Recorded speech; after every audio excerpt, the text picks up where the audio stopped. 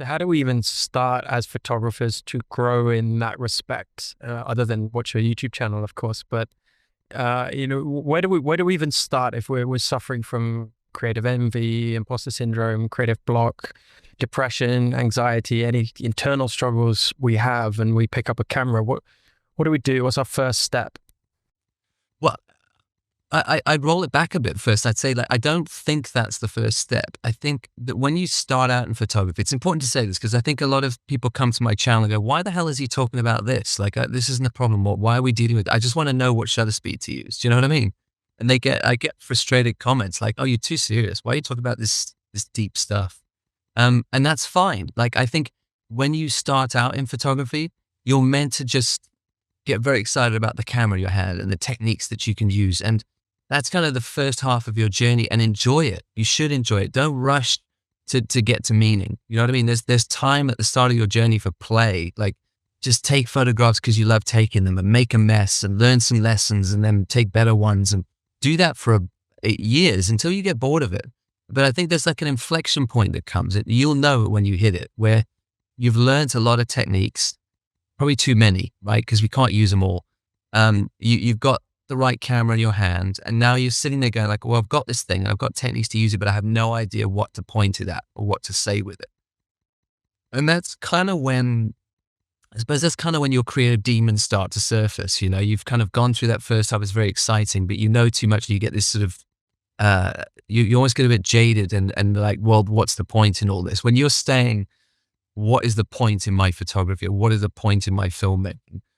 That's the time, I think, where you have to start looking at yourself and going, okay, I need to dig a bit deeper. That's the time when you have to start to work out what's the problems here outside of my technique. So what are my issues with imposter syndrome? How am I comparing myself to the wrong things, or with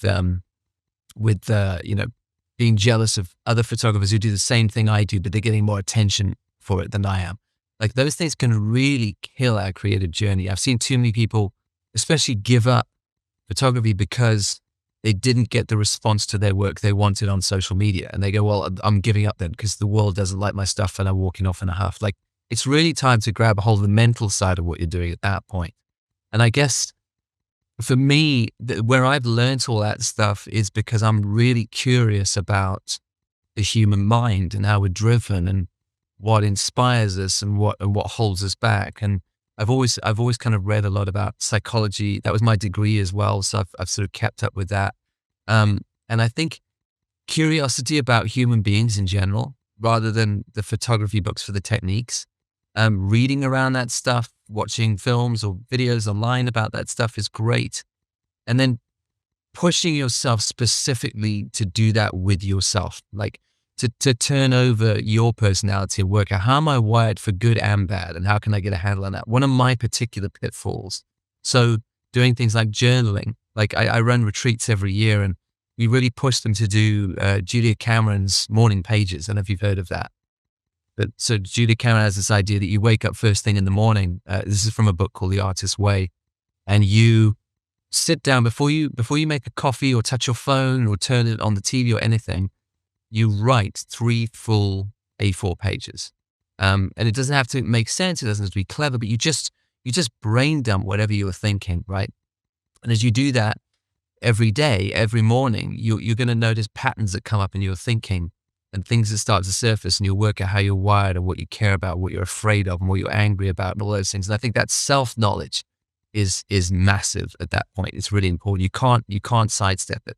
Doing things like going to therapy, right? Like, I don't go to therapy just because like something is going really wrong in my life. Like, there's a crisis thing. I'll go every few years just to say, it's almost like a tune-up with the mechanic, like, I want to tell you what I'm thinking at the moment. I want you to tell me, be an honest mirror for me. Am I off track here? Is some of this weird? Like, where am I with this stuff? And I find that really helpful. So I think you learn about those other things that are kind of periphery to your photography specifically, that make you a healthier artist with self-knowledge and kind of digging in. I think that's where it comes from.